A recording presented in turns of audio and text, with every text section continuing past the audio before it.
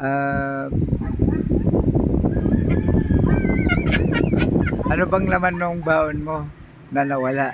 For the first time dito sa Burbank Village. Ay, naku, Nag-iwan sir. kami ng baon dito na wala. Tapos sabi, kinuha ng aso, wala namang bakas. Bakit yung baon ko naiwan? Yung kanya, nag-iisang itlog lang daw na Maalat. paninda niya, maalat, binaon pa niya. Tapos nakita niya yung nagtitinda ng pakbat doon sa May Robinson, bumili siya. Tapos yung binigay ni Ma'am Glenny na baonan, nawala din. Pati yun, tinangay. Sabi aso daw.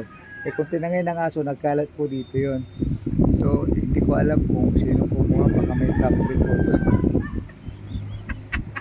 Anong masasabi mo ngayon? Sa nawala sa'yo pa, ngayon may kwento na ang buhay mo, ibig sabihin magiging successful ka na. Ay, naku, sir. Alam mo ba, sir?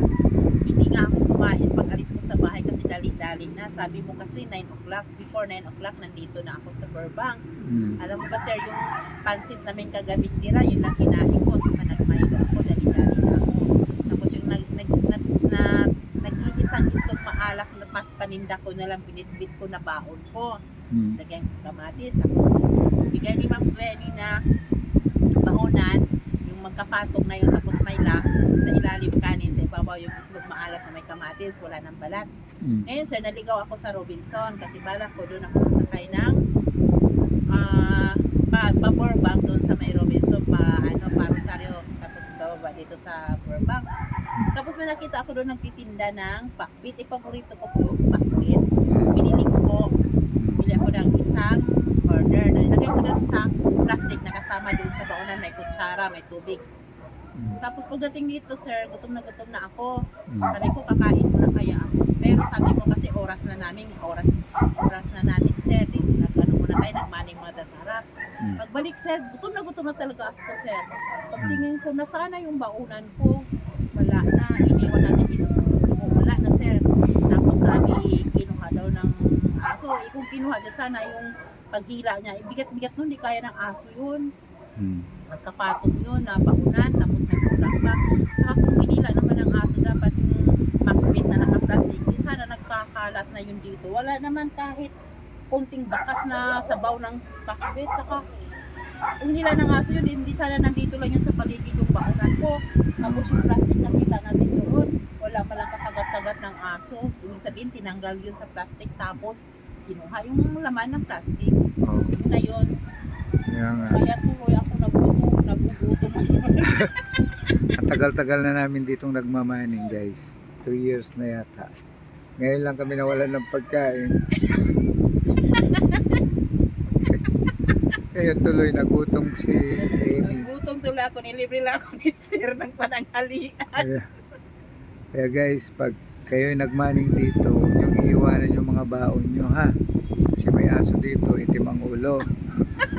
Dinamihan ko pa naman yung kanin ko, sir, kasi nga Tapos yung almusal, tubig mo pala. almusal, tanghalian. Ah, Tapos yung, merienda sa hapon, kaya bumili pa ako ng pakbit. Tapos ngayon nagugutom tuloy ako sa yung tubig lang na iwan sa kanya, ayun, no? tubig lang, pati yung kutsara kasama. Yung kutsara niya. Yung kutsara pa naman niya kulay ginto ata.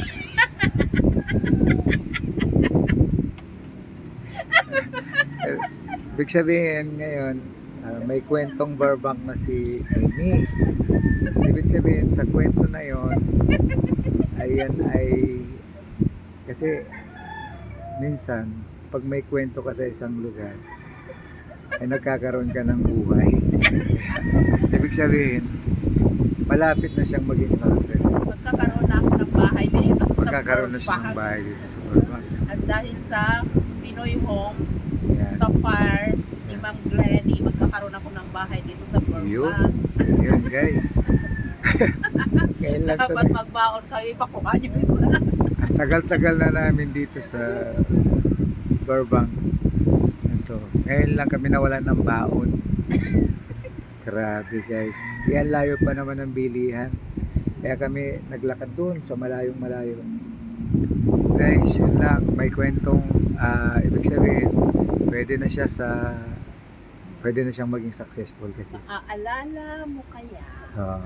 Kaya may kwentong Burbank siya. Diba? Thank you guys. God bless.